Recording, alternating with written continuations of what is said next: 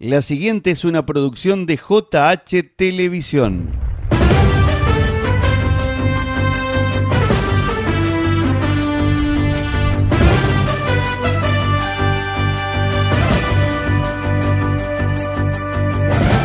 Fechas y fechas, y a uno hay fechas que le conmueven más que otras porque por el hecho que ocurre, por la cercanía, por la connotación, y la del 6 de agosto de hace 2 años a esta parte, acá en Lado Hondo, en gran parte de la ciudadanía de Las Rosas, por el hecho ocurrido en Rosario, en la calle Salta 2141, donde 22 personas perdieron la vida.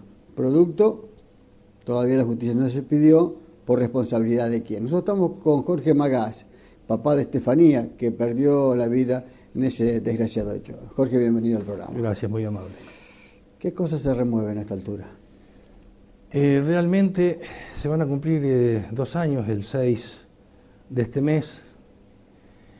Y bueno, uno viene de ese golpe tan duro, siguiendo la situación esta en el plano judicial.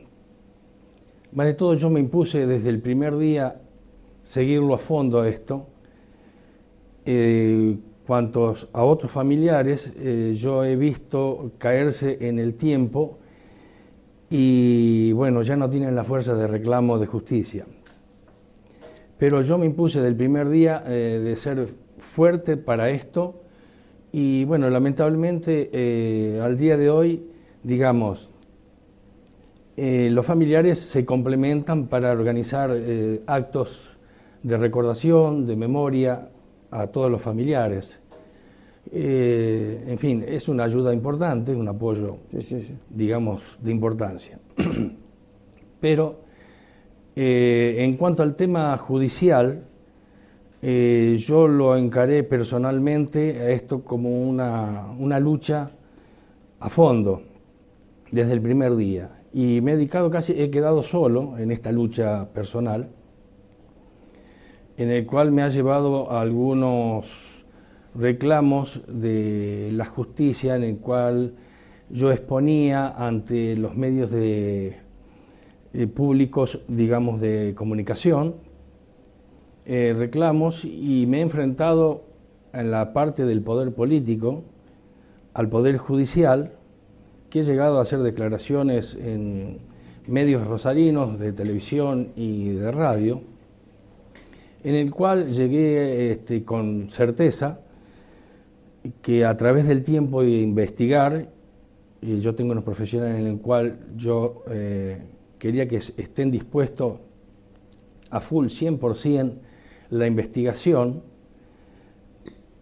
para ver qué es lo que sucedía, porque uno, si lo deja andar para que esto lo resuelva la justicia directamente, muchas veces el poder económico de estas empresas, y hasta hace poco no tenía la certeza de que hubiera un poder político que pudiera incidir, porque yo estaba viendo la marcha que iba a una velocidad y por ahí se frenaba de pronto, y digamos los expedientes viajaban de Rosario a Santa Fe a la Corte Provincial, de ahí a la Corte Nacional, hasta que empecé a investigar los imputados, qué vinculaciones tenían, y di con la sorpresa de que uno de los imputados, un señor Dante Tonuzzi, el cual sería el esposo de la ministra de Educación de la provincia. Entonces dije, bueno,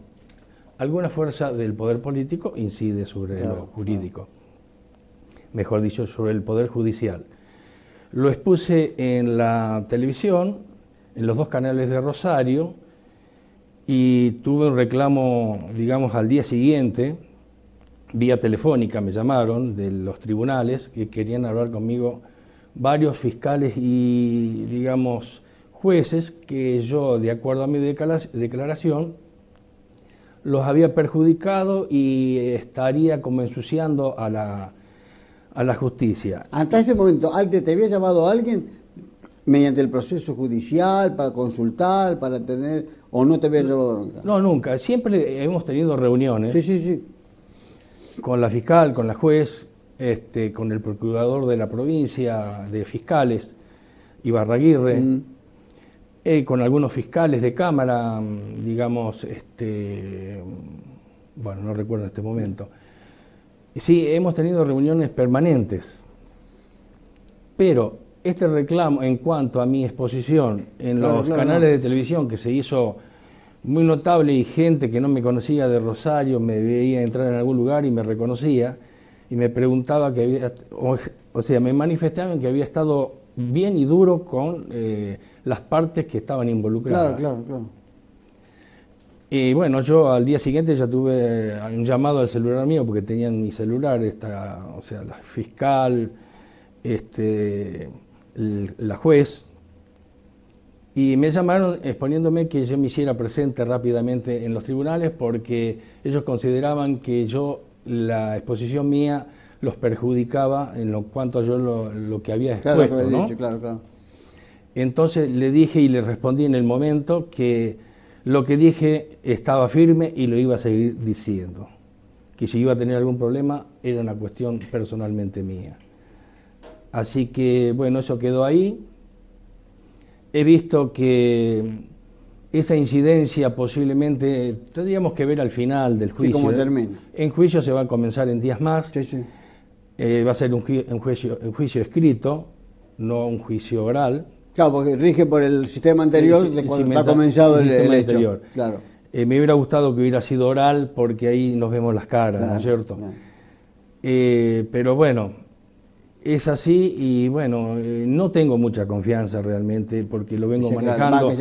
Lo voy palpando hace 2 años y es complejo. Estoy luchando contra un poder económico como es el del Litoral Gas, que es una empresa, en definitiva, una empresa francesa, en el cual tiene un poder económico importante, que puede incidir, digamos, en resoluciones jurídicas de la Fiscalía o de la juez. Cuando decís quedé solo, debe interpretarse, muchos arreglaron económicamente, eso hay que decirlo, muchos familiares ante una oferta económica arreglaron, vos dijiste, mi hija no me la devuelve nadie, yo voy hasta el final. Cuando decís solo, ¿estás solo verdaderamente o es un grupo muy reducido el que sigue peleando, digamos, para encontrar la justicia? Ha quedado un grupo muy reducido. Digamos, de las 22 fallecidos en este evento, realmente de inicio, solamente el reclamo, yo estimo que no ha sido más de 12 familias. Claro. Que son los que siguen, ¿no? Más o menos el número. No, de ahí se achicó a 5, calculo 6. ¿Sí? Claro, porque los arreglos extrajudiciales, económicos, había, estimo yo, una exigencia en el cual el arreglo económico incidía no aparecer en el reclamo posterior, judicial. Claro. Y tratar en lo posible de estar presente en los reclamos mensuales que se hacen en el lugar de que sucedieron los hechos. Así que de todas maneras... ¿Cómo cae bueno, esa, yo digo esa determinación de los familiares que perdieron un hijo, el padre, o un amigo, que en la misma situación, que arreglen, que acuerden, no hacer una demanda? Claro. ¿Cómo te cae esta? No, yo lo he tomado con tranquilidad ese tema, porque es una decisión personal, familiar, por supuesto, que debe haber distintas situaciones familiares de necesidades económicas. Quizás algunos de los fallecidos era el sostén de la familia, y esa gente se ha encontrado sin ningún futuro económico a la vista y, bueno, un perjuicio natural. Claro. Pero no, tienen todo el derecho para realizarlo. Lamentablemente, quizás eso reduce la cantidad de personas en cuanto al reclamo. Pero de ninguna manera yo tengo ninguna animosidad con respecto a la decisión, para nada. Digo que he quedado solo con respecto al tema puntual de reclamo judicial en tribunales. En tribunales. Ahí sí. La demás gente sí, digamos, organiza todos los eventos, digamos, de reuniones y demás. Muchas veces llaman a alguna gente para que apoye en el tema de reclamos.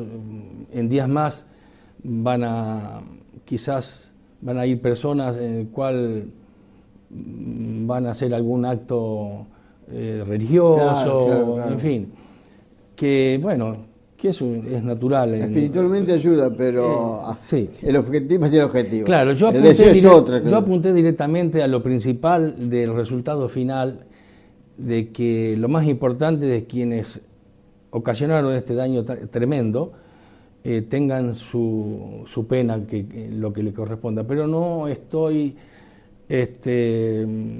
no soy optimista en este tema. ¿Los imputados son en total 11? Serían 11.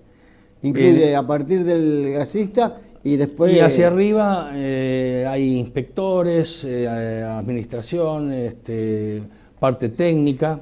Del Litoral Gas. Del Litoral Gas, pero en principio se había imputado al gerente comercial y técnico, Conrado Bianchi, en el cual no sé de qué maniobra se ha archivado la causa que corresponde a su responsabilidad. Sí.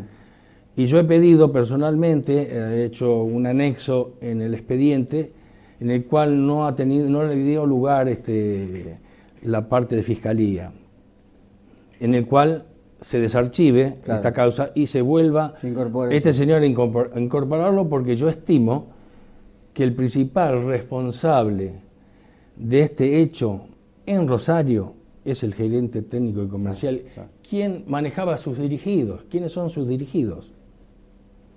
Los técnicos, inspectores y demás que tenían que haber controlado esta actividad, en el cual, yo lo había dicho en alguna oportunidad, que días antes a la ocurrencia de este hecho, se hicieron presentes su personal técnico del Litoral Gas, en el cual estuvieron sobre el elemento que después falló a los pocos días,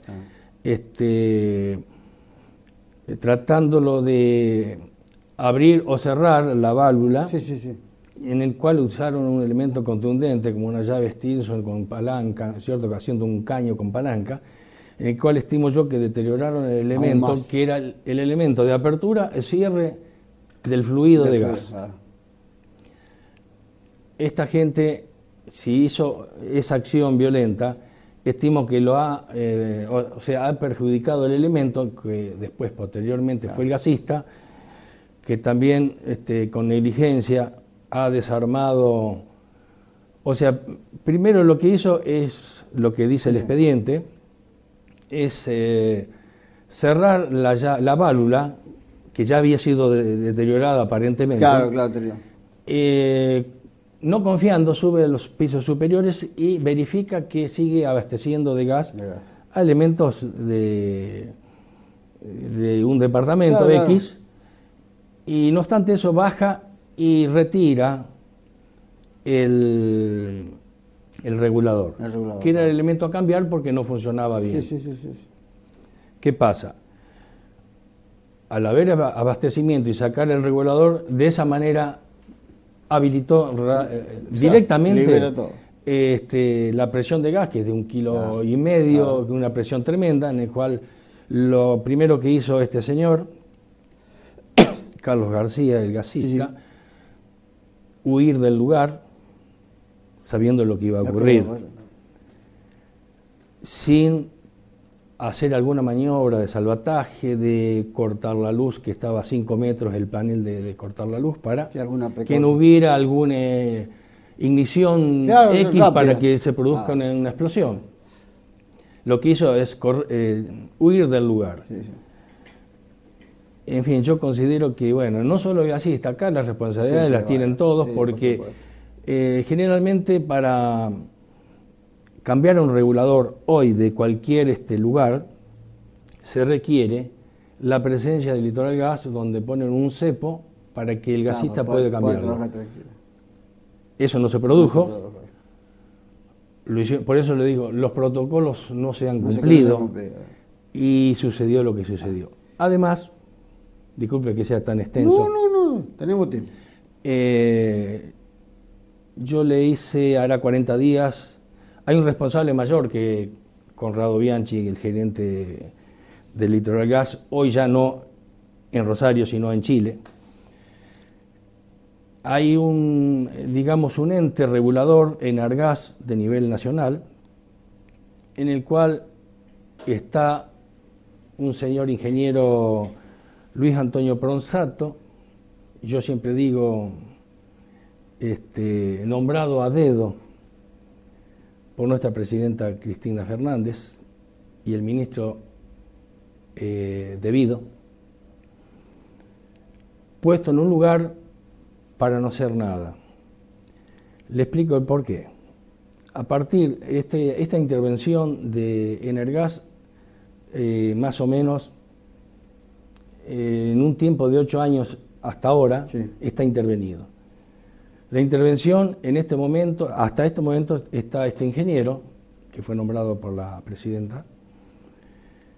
Desde el año 2009 al 2012 inclusive, hubo más de 20 incumplimientos de las normas vigentes del servicio de gas, en el cual nunca intervino, simplemente mediante pequeñas multas irrisorias superaban la situación, en cuanto tendrían que haber activado la accionar irregular de la empresa Litoral Gas. Sí. De haber intervenido este ingeniero, no se hubiera producido este desastre de 22 muertes inútilmente ha ocurrido esto y... Habiéndose podido prever.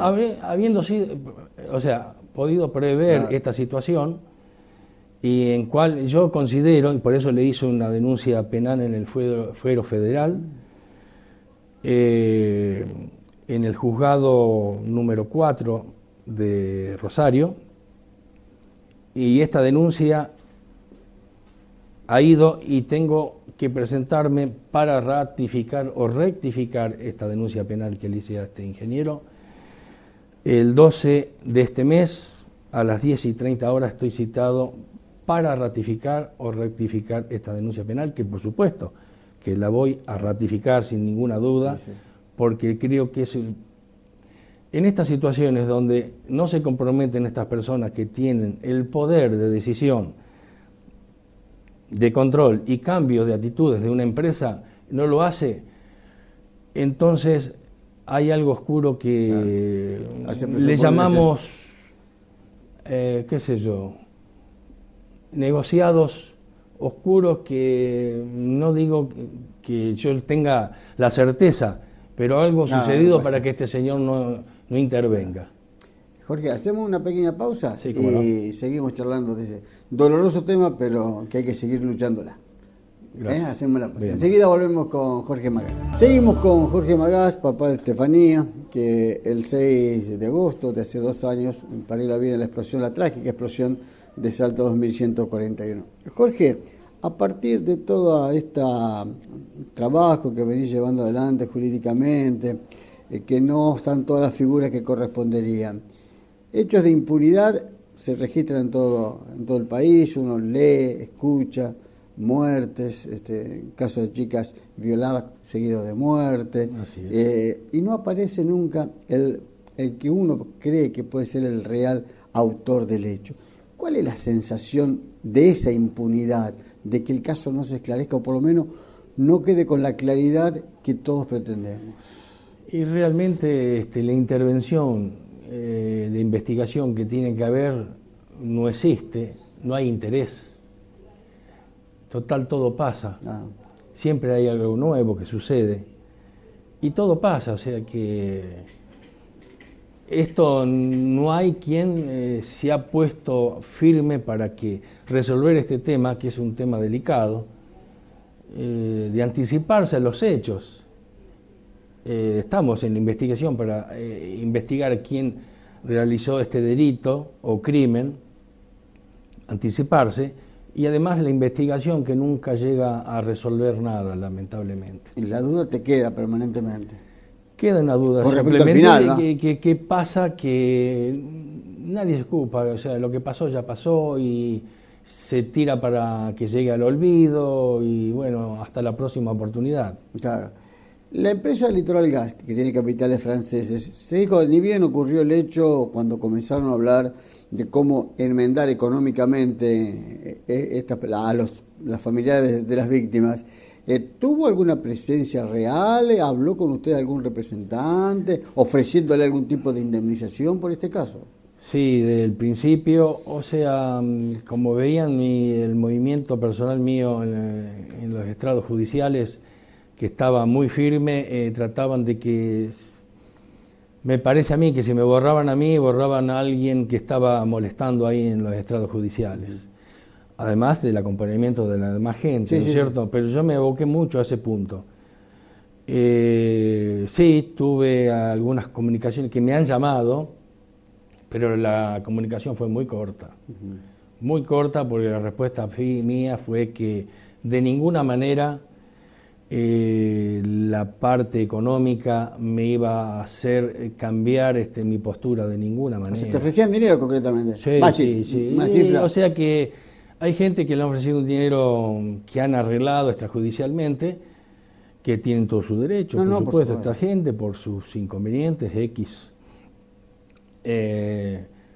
Sí, me han llamado y le dije que conmigo era perder el tiempo, de ninguna manera. Yo hasta que los responsables que habían cometido este crimen social, yo les llamo, tenían que pagarlo con cárcel. No había otra manera de pagarlo. Habida cuenta de todo el movimiento que hubo, la gente que trabajó en la búsqueda de vidas, desgraciadamente no se pudo salvar a todos, los bomberos lo que más lamentan es no llegar para buscar vida y encontrarse con cuerpos. A nivel oficial, ¿hubo autoridades que se preocuparon, después de terminado la remoción de escombros y demás, pero siguieron en contacto, se ofrecieron para darle una mano a nivel oficial de autoridades provinciales o municipales del caso Rosario? Mira, yo eso no lo he visto. Realmente hubo algún contacto en alguna oportunidad de algunos familiares cuando han tenido alguna reunión con el vicegobernador. Yo no he ido a ninguna reunión con algún político porque no le había motivo. O sea, no me iban a hablar del tema judicial que yo apuntaba, Claro. que es lo principal. O sea, pedir justicia, realmente la buena intención de este señor, del vicegobernador, estuvo, tengo entendido, porque yo nunca me reuní con ningún político. Esas fueron reuniones en la casa de la provincia en Rosario. Me invitaron, pero yo nunca fui a ninguna reunión cuando hubo políticos, tanto con la intendenta tampoco, o sea que no encontraba el motivo por el cual me tenía que reunir Claro. con ellos, porque no. En cuanto a la ayuda quizás de alguna gente que la ha tenido, ¿no es cierto?, de necesidades económicas o alguna ubicación de algún familiar en algún lugar para que pueda solucionar su problema familiar, está bien, ¿cierto?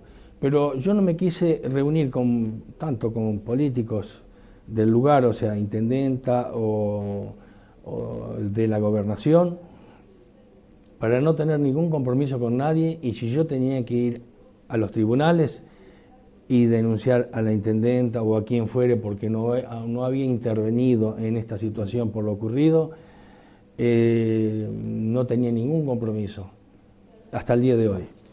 A veces los gestos valen más que 1000 palabras. Cuando hacía las exposiciones ante los jueces, en los estrados judiciales, ¿cómo era el semblante del que recibía tu declaración? Porque, por lo que estamos escuchando, era fuerte en el sentido de que había una presunción de que había gente que no estaba en el momento debido. ¿Cuál era la cara de quien recibía o eran impávidos a la declaración? Y yo he notado que me escuchaban. Tuve reuniones con el procurador de la provincia, que es el que maneja toda la justicia en la parte fiscalías a nivel provincial. Tuve reuniones con él, tuve reuniones con la juez, con la fiscal, con el fiscal de Cámara Camporini también, en el cual en mis exposiciones siempre la aceptaban en mis reclamos, hasta en cambios de carátulas y demás, que consideraba que con esta carátula no íbamos a llegar a buen puerto, porque generalmente es una calificación muy débil. Liviana, claro. Yo apunté mucho para el dolo eventual, que está entre culposo y doloso. Eso no está estipulado, pero se ha tomado como referencia lo ocurrido en este estrago que ocurrió en Buenos Aires hace unos años, Cromañón. Eso se ha tomado como dolo eventual y bueno, fueron apresados de esta gente. Si no, de ninguna manera hubiera ocurrido. Otro caso, lo ocurrido en Once, la tragedia de Once, 51, 52 fallecidos. Cuando está entre medio la política y la presión, no se llega a nada, y está visto al día de hoy que en 2 años no hay. Te digo más, justamente esta gente, algún familiar de ese evento ocurrido, la mamá de este chico Menghini, ella es Rey, creo que de apellido, sabe venir generalmente, y me encuentro con ella a charlar ahí justamente. Que son los que más luchan también para... Sí, vienen a Rosario, viene hasta el papá de esta chica del cuádruple crimen de La Plata también. También charlamos con él, o sea, viene toda esta gente también del ingeniero Bertini, que le matan al hijo delante de él. Sí, son gente que, bueno, les ha tocado esta desgracia y, bueno, siempre vienen al lugar para encontrarse con otra gente que tienen el mismo dolor, ¿no? Y te das cuenta, percibís que tienen el mismo, no digo resentimiento, el mismo recelo de que no se avance hacia el camino que uno pretende, que es esclarecerlo definitivamente. ¿Sentís que ellos tienen la misma sensación, más allá de que los casos son distintos, pero hay muertes en el medio? Claro, hay casos que generalmente, cuando yo siempre digo, cuando está el poder político que se mezcla con el judicial, es muy difícil. Las causas no avanzan y se oscurece todo de repente. Hay casos como del ingeniero Bertini, digamos, él me decía que, bueno, no pueden encontrar a los que cometieron este crimen porque él no reconoce y no puede reconocer en el momento. Fue una cosa muy rápida y no sabe quiénes son hasta el día de hoy, lamentablemente. Y yo le decía que, bueno, que lo nuestro es diferente, sabemos quiénes son los que actuaron, no de una manera dolosa, pero tenían, por la acción negligente, que actuaron, que produjeron todas estas muertes, una acción negligente y temeraria, que eso les llevó a producir estas 22 muertes, lamentablemente. Jorge, vas acá ya para ir cerrando y agradeciéndote la presencia. ¿Cómo son tus días sin Estefanía? La verdad, quizás es muy doloroso, pero lo llevo adelante porque me propuse de ese primer día que sucedió, esta lucha permanente, que la justicia me dé la respuesta y nos dé la respuesta a las 22 familias.